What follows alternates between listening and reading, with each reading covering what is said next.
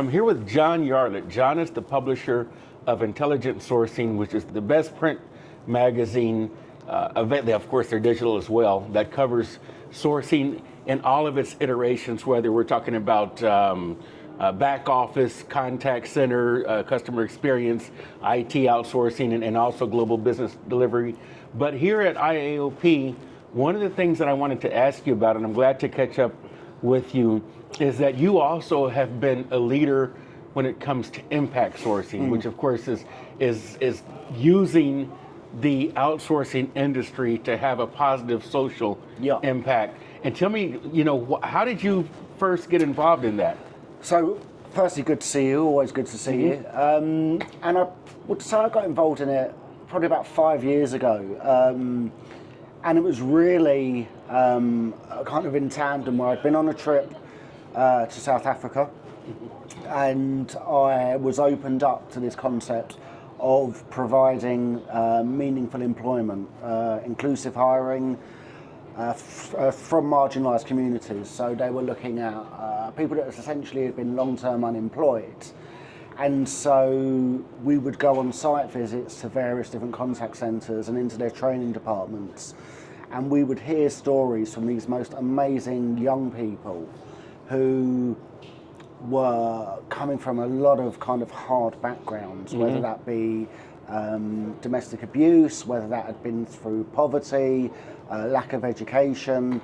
And BPO and contact centre had essentially given them an opportunity to come out of that life. And then alongside that, as you know, we do a lot of work with the IAOP, and they have a chapter on social impact.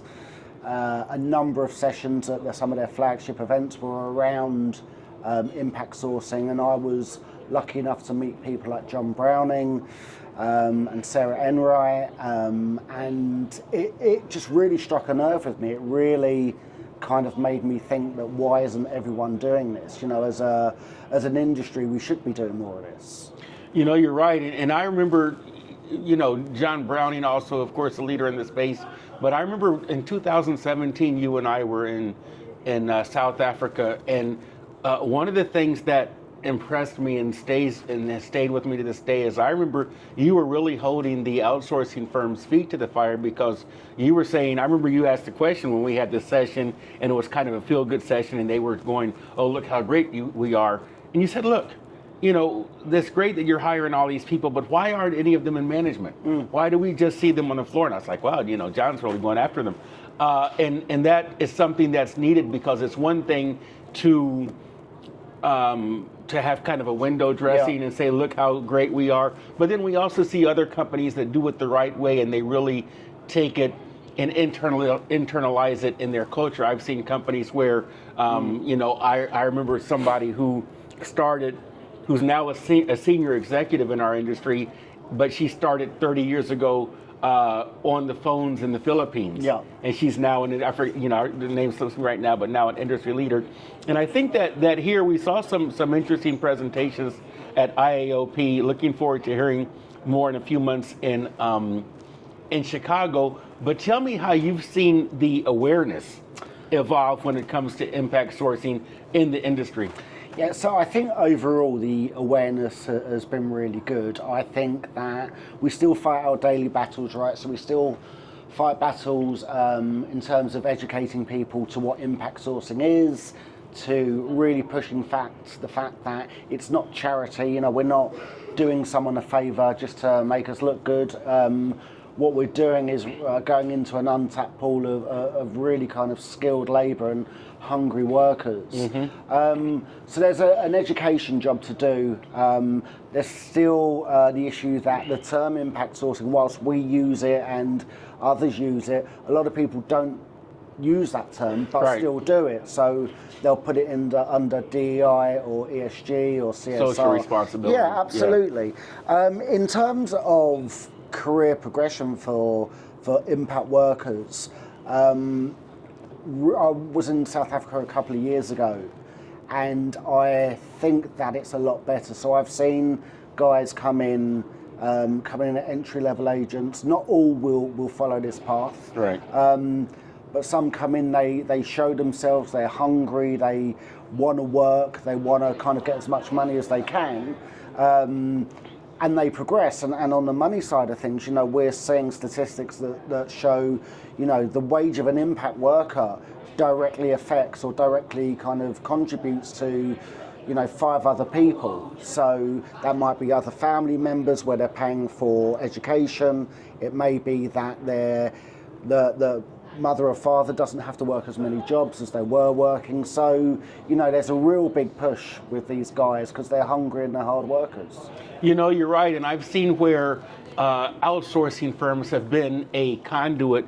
We were you and I were in Kenya recently, and I remember the stories that the CCI employees were talking about how there were some young women who were able to achieve financial independence and come out of some really desperate situation. It was really stirring to hear their stories. I've seen in Colombia where people in the lesbian and gay community in pretty conservative countries have found places where they're accepted and they're able to work and flourish. We look at in India, of course, the caste system still persists, unfortunately, and things like that. And this has provided a way for people, no matter what their ethnic tribe is in Rwanda or situations like that, to find a way out. My last question for you is, what is the role of the buy side? You have the outsourcing firm, and they might have their own progressive policies and corporate culture, but what is the role to play when it comes to their clients? When a client is engaging an outsourcing firm, whether it's IT or CX, what role does that client have to play at the other end of the value chain? So I think typically suppliers will change their mindset or their way of doing things only really if they're getting pressure from their client. Right?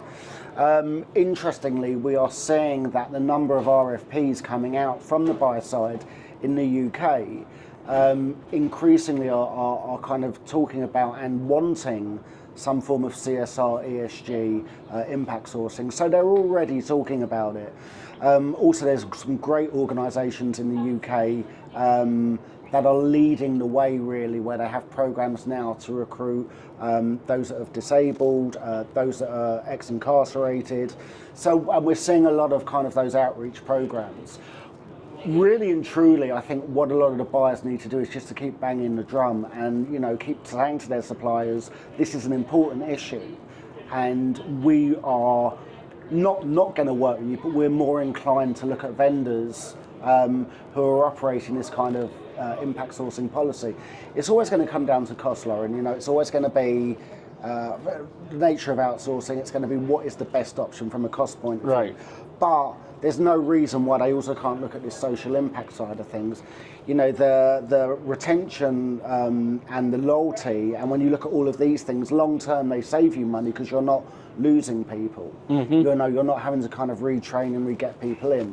And I think that what people need to understand is, and it sounds drastic, is that with what we're talking about, BPO isn't just providing jobs, it's saving lives. And it's so important, and we should all be doing our bit. We've seen it around the world. We've seen examples not just in North and South America, in Africa, in Asia, and so fortunately, there's been leaders like you in this initiative when it comes to those of us that are on the editorial and advisory side, but then we also look at too many to name proactive companies that we've seen that have made this part of their DNA. But then, of course, as it comes to on the buy side, people saying and pushing and saying, we expect you to be responsible. We expect you to go above and beyond. How can people find out about one, of course, Intelligent Sourcing, which is the leading magazine, and also the Impact Sourcing Alliance? Okay, so Intelligent Sourcing is intelligentsourcing.net. Impact Sourcing Alliance is impactsourcingalliance.net. In terms of impact sourcing as well, there's a lot of different organisations to look at. Look at Tents, they do a lot of work with displaced refugees. You can look at being within your location, programs around positive about disabled people. You can look at the local prison release systems in the area. And also you can look at the IAOP, their social impact chapter is full of information. So I think it's important to understand what it is we're talking about for people that don't know, to educate themselves, to see the benefits, and they're places you can go to. Great. Keep up the good work. Thank you.